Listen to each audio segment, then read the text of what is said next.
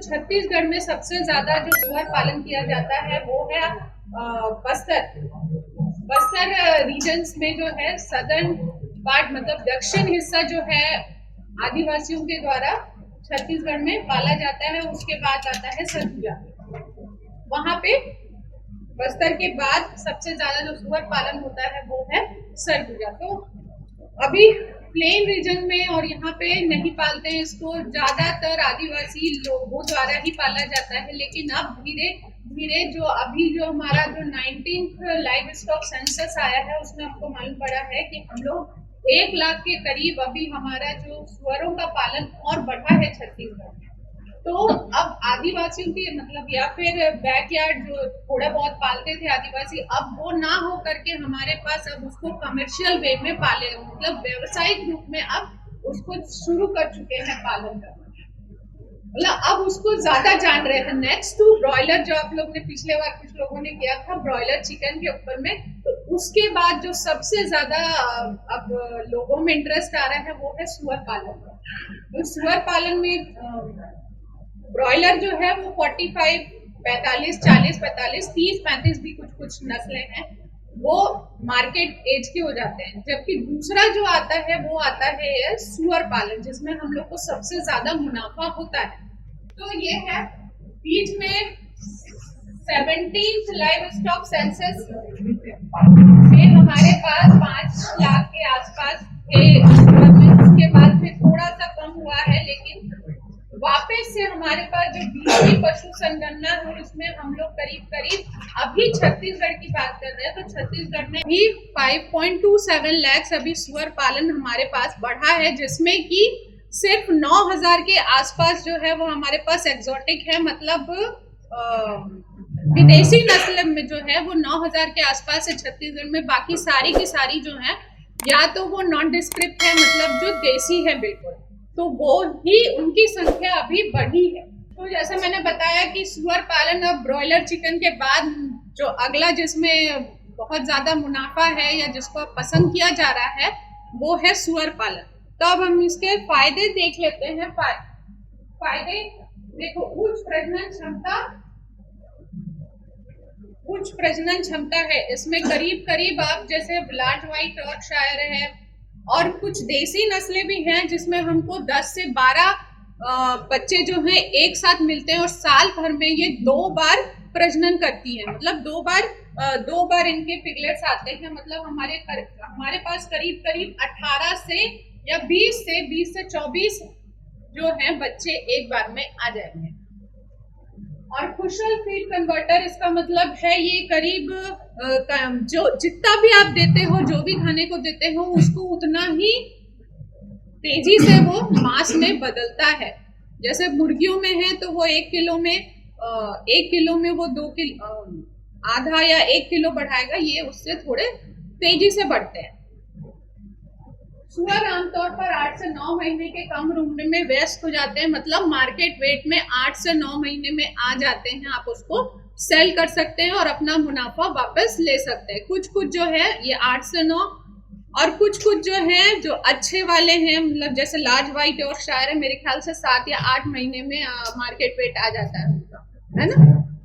7 से 8 महीने में उनका मार्केट वेट आ जाता है। कुछ का जो है वो 8 से 9 महीने में आता है, कुछ का 9 से 10 महीने में आता है। देसी वाले में 9 से 10 महीने में आएगा। क्रॉस ब्रीड जो है वो उसका 8 से 9 है। और जो लार्ज व्हाइट यॉर्कशायर है, लैंड रेस है, इन लोगों का जो है ये आते हैं थोड़े जल्दी 7 महीने में। फिर सभी कृषि स्थितियों के लिए उपयुक्त है। मतलब हम इनको कितने भी कम लागत में या कम खान पान में खाने में इनका ज्यादा हम निवेश नहीं करते हैं। जैसे मुर्गियों में है या बकरियों में है, या बकरियों में भी उतना नहीं है, लेकिन बकरियों में सुअरों में कंपेयर करेंगे तो हमको कम दाने में निवेश करना होता है। क्योंकि सुअर जो है आपके घर का वेस्ट जो भी हम नहीं खा रहे हैं या बचा कुचा है, किचन का वेस्ट है, या फिर ये तो घास फूस भी खाते हैं क्योंकि ये ओमनीवोरस है, चाहे उनको कुछ भी खिला लो, जो भी बचा कुचा है ये सबको मांस में कन्वर्ट करने मतलब मांस में बदलने की क्षमता इनमें सबसे ज्यादा है। कुछ भी खिलाओ, वेस्टेज कुछ भी, तो ये उसी को तुरंत बदलेंगे अपने मांस में। तो छोटी पीढ़ी अंतराल जैसे मैंने बताया कि साल में 2 बार है, तो इसका पीढ़ी जो है एक बार में 2 बार, मतलब जल्दी इसका पीढ़ी अंतराल है, आपको दूसरा जो जनरेशन है, दूसरी पीढ़ी आपको जल्दी मिलती है। कम पूंजी निवेश, क्योंकि इसमें ना घर का मतलब उसका जो आवास बनता है, या फिर उसके खाने में है, या फिर उसके बीमारी में हम जितना निवेश करते हैं, या फिर उसके वैक्सीनेशन रख रखाव में खर्च करते हैं, इसका सबका खर्चा इसमें बहुत कम होता है। क्योंकि ये अधिकतर अगर आप देसी या फिर क्रॉस ब्रीड कर रहे हैं तो इसमें हमको वैक्सीनेशन और बीमारी होने का जो क्षमता, बीमारी से लड़ने की क्षमता, प्रतिरोधक क्षमता इन सुअरों में बहुत ज्यादा होती है। सिर्फ कुछ अगर हम चीजों का ध्यान रखेंगे तो इन लोगों में बीमारी बहुत कम होती है। तो इसलिए कम पूंजी, दाना में भी खर्च नहीं होता, और रखने में भी आपको कुछ विशेष नहीं है। अगर देखेंगे तो सिर्फ वेंटिलेशन, हवा उसमें आ रही है जा रही है, मतलब अच्छे से हवादार अगर घर होगा तो उसमें उतने में ही वो लोग रह जाएंगे। हमको बहुत ज्यादा एकदम टेक्निकल उसके लिए घर नहीं बनाना होता है। जैसे मुर्गियों के लिए देखना होता है कि इसमें ये रखना है, ये रखना है, लाइट लगाओ, वो लगाओ, तो बहुत सारा रहता है। तो लेकिन सुअरों में ऐसा कुछ नहीं है, सिर्फ एक हवादार उसके लिए एक रहने की व्यवस्था कर दी जाए रात के लिए, तो बस उनके लिए उतना ही काफी है। ना उनके दाने में खर्च होगा आपका, ना उनके बीमारी में होगा, क्योंकि ये बीमारियों से बहुत अच्छे से प्रतिरोधक क्षमता हमारी देसी सुअरों में बहुत ज्यादा होती है। कुछ बीमारियों के लिए जो ये विदेशी हैं, वो विदेशी नस्ल के सुअर हैं, वो थोड़े ज्यादा उसके लिए प्रॉम्प्ट है, मतलब जल्दी उनमें होता है। लेकिन हमारी देसी सुअरों में ये चीज नहीं है, उनकी प्रतिरोधक क्षमता बहुत तेज है, बहुत अच्छी है। तो इसलिए हमको ये कम निवेश में सुअर पालन से फायदा हो सकता है, और 8 से 9 महीने में बाजार मतलब मार्केट वेट आ जाता है। इसलिए हमको इतनी ज्यादा चिंता नहीं है कि कितने दिन हो गए हमको, कितने पाल रहे हैं, लेकिन हमको मिल नहीं रहा है। क्योंकि अगर वो 8 से 9 महीने या 9 महीने के बाद वो प्रजनन के योग भी हो जाते, तो हमको अगली पीढ़ी तुरंत मिलती है, 10 से 12 बच्चे हमको मिल जाएंगे। उसके बाद अगले 8 से 9 महीने पालेंगे तो वो सेकंड पीढ़ी भी चली जाएगी, उसको भी मार्केट वेट के लिए आया है। फिर जैसे मैंने बताया कि ये कुछ भी खिलाओ, जो हमारा बचा कुचा किचन का वेस्ट है या कुछ भी है, तो ये तुरंत उसको मांस में बदलने की क्षमता बहुत ज्यादा होती है। और प्रोटीन इनमें बहुत ज्यादा होता है। एक चीज आपको अगर मालूम होगा, तो मालूम भी हो सकता है कि इसमें जैसे दूसरे जो मीट है, चिकन मीट है या फिर गोट का है, तो इसमें जो फैट है, मतलब वसा है, वो मीट में मिक्स रहता है, तो उसको हम अलग नहीं कर सकते। लेकिन पिग वाले मतलब पोर्क में ये चीज नहीं होता है। इसमें मांस और स्किन के बीच, मांस और चमड़े के बीच में एक लेयर होती है वसा की, उसको आप हटा दो तो हमको बोलते हैं कि इसको हम बीपी वाले भी फिर खा सकते हैं। और कुछ नस्ल ऐसी है जिसमें लीन मीट बोलते हैं, जिसमें वसा वैसे ही कम होता है, तो वो भी बीपी वाले इसमें आराम से खा सकते हैं। इसीलिए पोर्क को फॉरेन में ज्यादा प्रिफर करते हैं, यहाँ पे तो धार्मिक और ये सब की वजह से इसको प्रिफर नहीं करते हैं। लेकिन इसमें बहुत अच्छी चीज होती है पोर्क में कि उसके वसा को हम लोग इसमें पूरा का पूरा हटा सकते हैं फैट को, तो इसमें हमको सिर्फ मीट मिलेगा, क्योंकि वो वसा जो है वो मांस के ऊपर में एक लेयर में होती है, उसको हटा सकते हैं। आपने अगर देखा होगा उसका मीट, तो उसका एक वाइट लेयर ऊपर दिखता है, वो वसा है। उसको हम हटा के उसके मीट को सिर्फ खाएंगे तो उसमें हमको वसा बहुत कम रहता है। तो ये उसके मीट की एक विशेषता है कि उसमें फैट नहीं होता है, बहुत कम मिलेगा अगर उसको हटा दिया, उस परत को हटा देंगे। फिर कोई बोल रहा था इंटीग्रेटेड फार्मिंग करेंगे, है ना? तो मुर्गी पालन के साथ, बतख पालन के साथ, बकरी पालन के साथ, सुअर पालन आप इसमें आराम से कर सकते हो, चारा उत्पादन कर सकते हैं। इसका खाद भी मछली पालन के साथ भी इसका कर सकते हैं। ये इसका जो खाद है वो भी उपयोग करते हैं, खेती किसानी में इसका खाद भी बहुत उपयोगी और अच्छे दामों में बिकता है। ट्रेडिशनल वे में अगर हम पाल रहे हैं तो भी हम बहुत सारा यूज कर सकते हैं, और साइंटिफिक वे में अगर आप सोचोगे कि हम साइंटिफिक वे में वैज्ञानिक रूप से इसको पालते हैं, तो भी हमारा बहुत सारा जो निवेश है वो भी हम उससे ज्यादा कम निवेश में ज्यादा मुनाफा कमा सकते हैं। उसके मीट से, उसके वसा से, उसके वेस्ट से, और निवेश हमारे में कम है ना, दाना भी कम लगना है क्योंकि हम उसका जो खाने का है वो दूसरे वेस्ट मटेरियल से कर लेंगे। घर भी ज्यादा हमको बहुत ज्यादा निवेश करके नहीं बनाना होता है, सिर्फ एक घर बना लो जो हवादार हो, बस उतना ही है उनके लिए। और पीढ़ी अंतराल या फिर साल में 2 बार बच्चे देते हैं तो 18 से 24 तक के बच्चे हमको मिल जाएंगे। तो ये सारी खूबियों की वजह से सुअर पालन अब ज्यादा लोग इसको बढ़ावा दे रहे हैं, बढ़ रहा है। तो पहला जो विदेशी नस्ल है ये है ड्यूरोक। ये है यूएसए का ब्रीड है। ये आपको अदरक के जैसा कलर और लाल या काले कलर में मिलेगा। इसका मुंह जो है, इसका जो मुंह है इतना लंबा नहीं होता है, छोटा होता है, शॉर्ट होता है। कान जो है इसके झुके हुए होते हैं और खड़े नहीं होना चाहिए, खड़े वाले में वो ड्यूरोक नहीं होगा। तो थोड़े से झुके हुए लेकिन थोड़े मीडियम साइज के कान होंगे। रंग लाल और काला होगा। इसका नर जो है वो 7 से 8 महीने में 400 kg का हो जाएगा और मादा जो है वो 3.5 किलो की हो जाती है। लैंड रेस जो डेनमार्क का ब्रीड है, डेनमार्क की नस्ल है, ये अधिकतर सफेद रंग का ही में आपको मिलेगा। इसके भी कान लंबे होते हैं, सामने की तरफ रहते हैं। इनका भी देखिए वजन थोड़ा कम होता है। नर का 270 से 360 किलो का होगा और मादा जो है वो 200 से 320 किलो के आसपास की आएगी। ये है बर्कशायर, यूनाइटेड किंगडम यूके की ब्रीड है। इसमें बर्कशायर में क्या होता है, इसको आप कैसे पहचान सकते हो, पूरा काला रहता है लेकिन पैरों में ये सफेद रहेगा। चारों पैर इसके सफेद होंगे।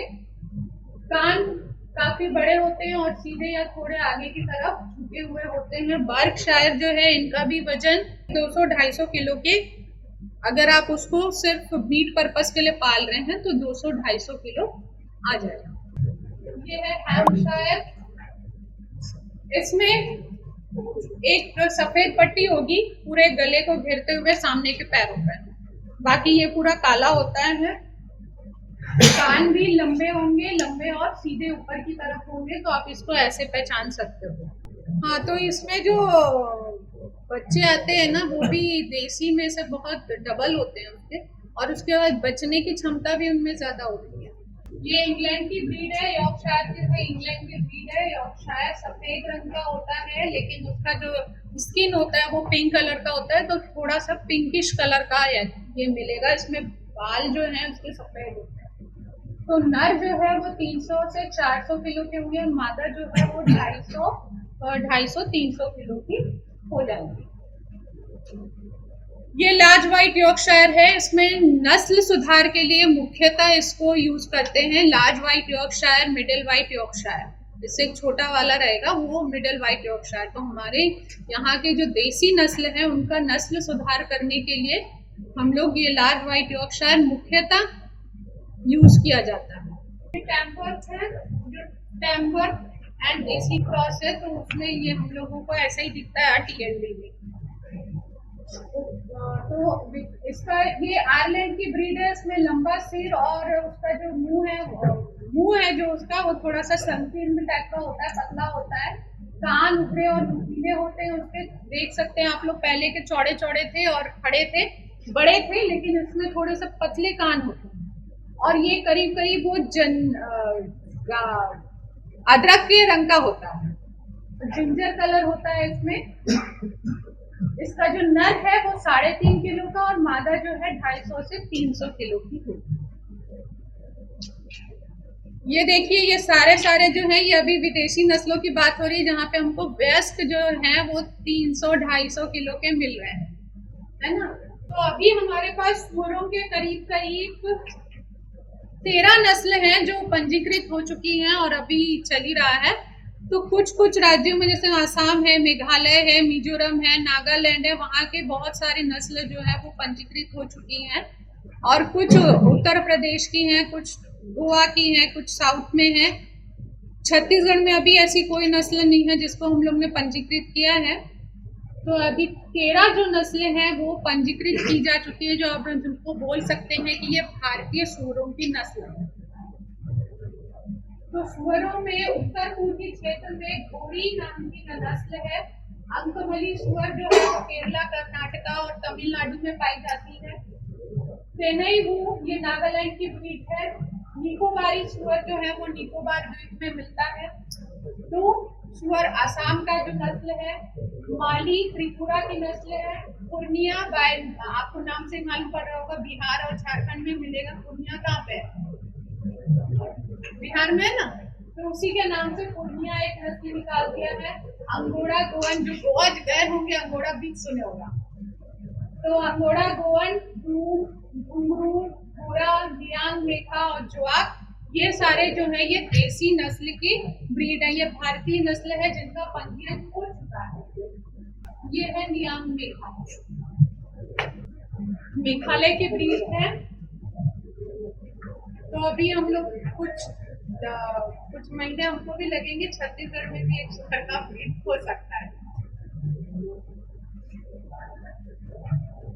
इसमें क्या होता है, ये जो नस्लें हैं इसका, ये जो भारतीय नस्लें अभी मैं जितना ही बताऊंगी उसमें वयस्क या मार्केट वेट का जो रहेगा वो 50 से 60 किलो मैक्सिमम। 50 से 60 किलो का वजन आपको मार्केट वेट मिलेगा, जबकि हमको जो विदेशी नस्ल थे उसमें हमको 200-250 मिल रहा था। इसमें हमको सिर्फ देसी में 50 से 60 मैक्सिमम होता है। थोड़ा और बढ़ेंगे तो नहीं, थोड़ा बढ़ेंगे तो वो 100 किलो के आसपास मिलेगा। नहीं, खाते भी कम है ये उन लोगों से। बाहर की विदेशी नस्लों को क्या है, थोड़ा दाना और ये सब देना पड़ता है, हमको सप्लीमेंट करना पड़ता है ना सर। सप्लीमेंट हम लोग करते हैं इसमें। विदेशी नस्लों में हमको बाहर से दाना देना होता है, लेकिन इनमें ऐसा नहीं है। इनको आप कम भी दोगे तो भी ये संतुष्ट में रहेंगे। तो लेकिन हमको 50 से 60 किलो वजन बहुत ज्यादा, बहुत कम नहीं है। जहाँ पे निवेश की बात होगी तो हम लोग इसमें कम निवेश करते हैं। ये अंगोरा गोवन ब्रीड है, गोवा की ब्रीड है। कोस्टल एरिया मतलब वहाँ के समुद्र तटों के आसपास में ये अंगोरा गोवन ब्रीड जो है ये मिलता है। इसके चारों पैर में सफेद और इसके मुंह में भी सफेद रहता है। ये सारे जो नस्लें हैं इसमें क्या होता है कि ये देसी नस्लों में जिनका पेट रहता है वो थोड़ा सा झुला हुआ रहता है। कुछ ब्रीड्स में, कुछ नस्लों में आप देखोगे कि जो मादा का जो पेट रहेगा वो तो बिल्कुल मतलब जमीन को टच करता हुआ रहेगा। उनके पैर भी छोटे होंगे, जबकि विदेशी नस्लों में पैर थोड़े लंबे होते हैं। और उनका जो बैक पोर्शन जिसमें मीट पसंद किया जाता है, बैक पोर्शन मतलब बैक पिछला पैर का जो मांस रहता है वो भी कम रहता है, उसकी तुलना में विदेशी नस्लों की तुलना में कम होता है। ये है निकोबार की ब्रीड है। ये पूरी की पूरी काली होती है, इसलिए इसको पेट को जो बोलते हैं पोर्ट शेप बोलते हैं। पोर्ट होता है ना, घड़े के शेप का होता है इनका पेट। ये है डू, आसाम की ब्रीड है। हाँ, इसका बाल, इसका एक टिपिकल वही है कैरेक्टरिस्टिक विशेषता है कि उसके जो सिर से उसके पीठ तक पूरा बाल जो रहता है वैसे खड़े वाले में मिलेगा। जोआक नागालैंड की ब्रीड है। ये सारी ब्रीड जो है माली, जोआक, ये सब अभी इसी साल दिसंबर 2023 में ही इनका पंजीकरण हुआ है। जोआक नागालैंड की ब्रीड है। इसमें भी आपको सिर से पीठ तक इसमें भी बाल खड़े हुए मिलेंगे और इसके चारों पैर में सफेद है। ये है कुर्रा, इसके अगले पैर में हमको सफेद मिल सकता है और नगी भी मिल सकता है। थोड़े छोटे तक के रहते हैं, मतलब 40 से 50 किलो का इनका वजन आएगा और कान भी थोड़े छोटे ही होंगे। काले रंग का, पूरा काले रंग का भी हो सकता है और सफेदी कभी मतलब कहीं भी सफेदी आ सकती है, पैरों में या फिर मुंह में, अगले पैर में, पिछले पैर में। ये है पूर्णिया, झारखंड, बिहार की नस्ल है ये। इसमें भी आपको, इसमें आप देख रहे होंगे कि वो जो बाल खड़े हुए हैं ये पूरा का पूरा उनके पीठ के पीछे तक, उनके पूंछ तक है। और इसमें जो सफेद रंग है इसके दोनों पैरों में, पिछले दोनों पैरों में, पेट में और उसके पूंछ में भी है। काली ब्रीड मेघालय की ब्रीड है। इसमें भी अगले पैरों पिछले पैरों में दोनों में सफेद रहेगा, लेकिन सभी देसी नस्लों में बस एक ही टिपिकल एक कैरेक्टरिस्टिक होता है, उसके पेट जो रहता है वो थोड़ा झुला हुआ रहता है। देसी पॉट शेप बोलते हैं, पॉट शेप।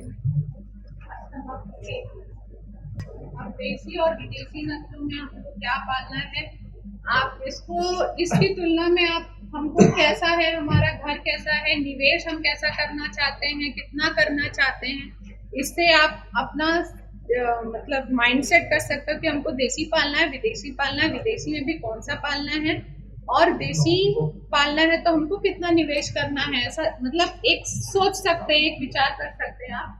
देखो जन्म के समय इनका लीटर हमको 7 से 8 मतलब एवरेज है, ये औसत है, हमको 7 के आसपास पिगलेट्स मिलेंगे, 7 के आसपास बच्चे मिलेंगे, और विदेशी में हमको ये 10 एवरेज मान के चले, अभी औसत। फिर जन्म के समय इनका जो किलो वजन है देसी में सिर्फ 1 किलो के आसपास ही आएंगे, 1 किलो से कम रहेंगे, लेकिन विदेशी में ये थोड़े से 1.5 किलो 2 किलो के आसपास आपको इनका बर्थ वेट होता है, जन्म के समय इनका वजन ज्यादा होता है। Weaning at the weight of weaning मतलब जब छुड़ा रहे हैं दूध तो फिर उस समय इनका 4 किलो रहेगा, जबकि विदेशी उसका डबल से ट्रिपल हो जाता है, 13 किलो, 13.5 किलो के आसपास औसत जो वजन मिलेगा। 54% और 78.5 जो दूध छुड़ाएंगे, जब तक कि कितने बच्चे बचेंगे उसमें, जो देसी नस्ल के हैं उसमें से 54% देसी बच्चे जो हैं वो बचेंगे, और विदेशी वाले में 78 के बच्चे। क्योंकि हमारे पास इतने सारे बच्चे हैं ना, तो सबको दूध उतना मिल नहीं पाता, तो कई सारे जो हैं 10-15 जितना भी हमको मिल रहा है उससे हमको आधा कुछ जो है वो मर जाता है। या आपको मैनेजमेंट वगैरह में अभी जो बताएंगे प्रबंधन में, तो वो बताएंगे कि इसमें पिगलेट अनीमिया भी होता है, मतलब सुअर के बच्चों में अनीमिक हो जाते हैं, तो उनसे कैसे बचा जाए और वो सारे बच्चों को बचाया कैसे जाए ये बताया जाएगा। फिर ड्रेसिंग परसेंट मतलब हमको ड्रेसिंग परसेंटेज, इसके मीट का एक और विशेषता है कि हमको बाकी सारे में ड्रेसिंग परसेंटेज मतलब कटने के बाद हमको मीट कितना मिलता है उसको बोलते हैं ड्रेसिंग परसेंटेज। तो ड्रेसिंग परसेंटेज पोर्क में दूसरे मीट से सबसे ज्यादा होता है इसमें। तो देसी में हमको 66% और विदेशी में 68%, जबकि मुर्गियों में हम लोगों को 60 बोलते हैं और बकरियों में वो 50 to 60 के बीच में रहता है, लेकिन सुअर का जो है मांस में हम लोग को 66-68% तक हमको इसका ड्रेसिंग परसेंटेज मिल जाता है। और फिर बेस्ट या फिर मार्केट वेट आ जाते हैं, देसी वाले 14 महीने हमको लगेंगे, लेकिन विदेशी में ये 8 से 10 महीने में हम इससे निवेश से हम वापस से मुनाफा कमा सकते हैं, मार्केट रेट आ जाता है। विकास दर मतलब ग्रोथ रेट जो है कितनी तेजी से बढ़ते हैं देसी वाले जो है वो 70 से 100 ग्राम तक बढ़ेंगे एक महीने में। एक महीने का नहीं होगा, ये हर दिन का होगा, हर दिन का ग्राम में है तो हर दिन का है। 70 से 100 ग्राम में ही इनका ग्रोथ रेट आएगा, आप जितना खिलाओगे प्रतिदिन का है ये 70 से 100 ग्राम। और जबकि विदेशी में उसका 3 गुना तेजी से बढ़ते हैं, तो 300 से भी ज्यादा हो सकता है कुछ नस्ल। पीठ की चर्बी की मोटाई जो पसंद करते हैं और उसको आप वैल्यू एडिशन में जब पढ़ोगे आप आने वाले लेक्चर्स में, तो ये आपके लिए कोई सी नस्ल का जो है 3 to 7 सेंटीमीटर और विदेशी में 4 से 5 सेंटीमीटर उसका थिकनेस रहता है। मतलब ड्रेसिंग परसेंटेज तो बढ़ा ही, और तो और फिर उसका जो हम लोग वैल्यू एडिशन करेंगे उसमें हम लोग या प्रिजर्वेशन, जैसे बहुत ज़्यादा हम लोग व्यावसायिक रूप में या बहुत व्यापक रूप से पाल रहे हैं, तो हम लोग इसको प्रिजर्व करके बाहर भी एक्सपोर्ट कर सकते हैं, है ना। तो उसमें ये चीज देखा जाता है, उसमें ये चीज देखते हैं उसका थिकनेस क्या है। एक्सपोर्ट अगर आप कर रहे हैं बाहर के देशों में विदेशों में बेचना है हमको, तो ये थिकनेस हमको बहुत काम आता है, क्योंकि इसमें हम लोग जब एक्सपोर्ट करते हैं तब थिकनेस देखते हैं उसका। तो ये बोला है पीठ की बैक पोर्शन की थिकनेस इतना रहेगा तो ये एक्सपोर्ट क्वालिटी का है। तो देसी में 3 से 7 है और विदेशी में 4 से 5। यॉर्कशायर है और ये सारे ब्रीड है, हैम्पशायर, ये सारे में स्वाइन फीवर बहुत ज़्यादा फैलता है, तो इनसे हमको बचाना थोड़ा दिक्कत होता है। लेकिन जो देसी नस्ल है ये सब बीमारी से सुरक्षित रहती है, प्रतिरोधक क्षमता इनमें बहुत ज़्यादा होती है। और दूसरा जो स्वाइन फीवर के बाद आता है वो है रेस्पिरेटरी, मतलब सांस की बीमारी इनमें ज़्यादा होती है अगर हवादार नहीं हुए तो। लेकिन हमारे नस्ल में ऐसा कुछ नहीं, हमारी नस्ल कैसे भी में किसी बुरी स्थिति में रखेगा तभी भी वो है। कम वजन है, कम खिलाओगे, मतलब ऊपर से नहीं खिलाएंगे या फिर बहुत कम ही दे रहे हैं, फिर भी वो आपका मांस का वो बढ़ेगा ही, कम नहीं होगा, लेकिन थोड़ा तेज कम धीरे से बढ़ता है। किसको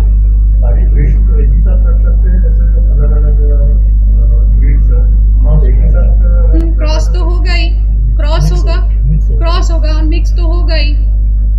इसमें क्या होता है कि अगर आपको नस्ल की प्योरिटी रखनी है तो अलग अलग रखिए, और नहीं रखना है तो फिर मिला के रख सकते हैं। देखो आप लार्ज व्हाइट यॉर्कशायर कर रहे हैं, आपको नस्ल सुधार करना है तो देसी के साथ रख सकते हो। आपकी देसी तो कम में मिलेगा, कम में आप उसको खरीदोगे, लार्ज व्हाइट यॉर्कशायर महंगे में खरीदोगे। लेकिन नस्ल सुधार वाला भी आप लोगों का लेक्चर है कि कम निवेश में हम वापस से अच्छा कैसे नस्ल पा सकते हैं। मतलब आप अगर विदेशी नस्ल को आप 7,000-8,000 में खरीद रहे हो और इसको आप खरीद रहे हो 2-3 हज़ार में, तो वो निवेश हमको कम पड़ेगा। लेकिन फिर भी हमारे पास कुछ पीढ़ियों के बाद हमारे पास एक अच्छी नस्ल हो सकती है नस्ल सुधार द्वारा, तो वो वाला भी एक आपका लेक्चर है, उसमें भी आप ये सब पूछ सकते हो अच्छे से।